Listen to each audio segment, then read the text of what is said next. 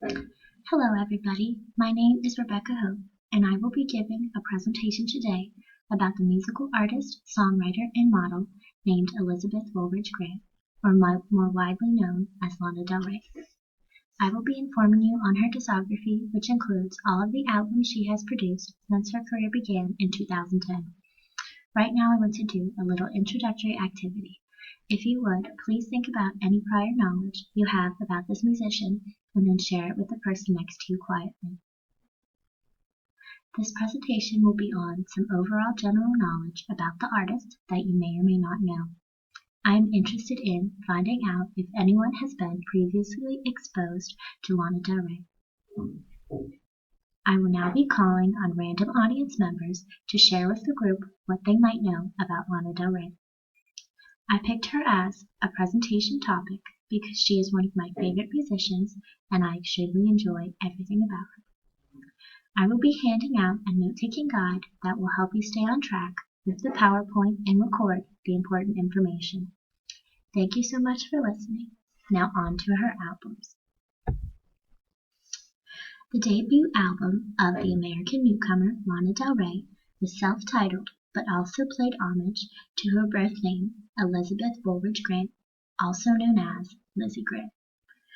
Lana Del Rey was picked as a stage name by Elizabeth to fit the aesthetic of the music that she wanted to create and give an exotic feel to her overall image. The album was released digitally via iTunes Store by 5 Point Records on January 4th, 2010, but later taken down because of the inability to fund it.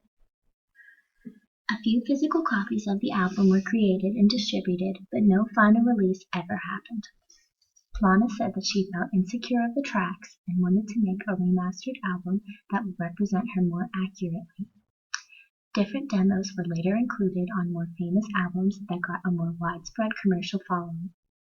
Lana owns the rights to this album after buying it off the record company and had past ambitions of re-releasing it after she became more critically acclaimed.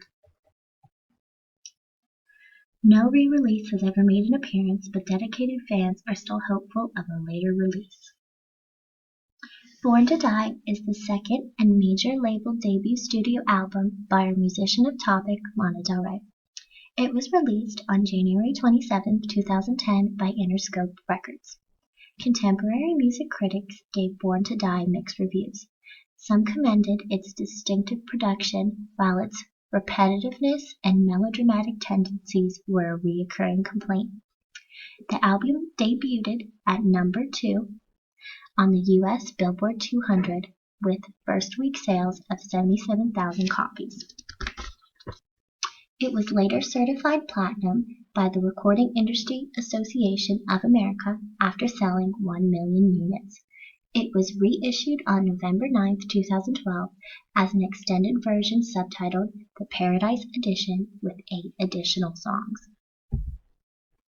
Ultraviolence is the third studio album and second major label record by Lana Del Rey.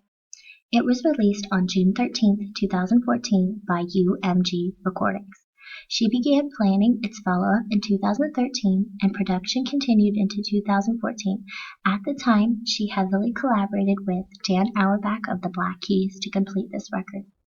Ultraviolence received positive reviews from contemporary music critics who commended its cohesion as a concept album.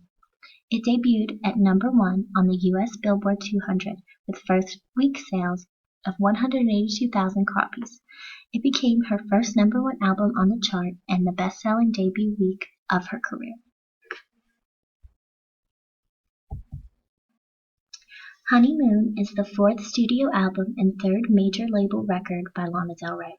It was released on September 18, 2015 by UMG Recordings and was co-produced by Lana herself.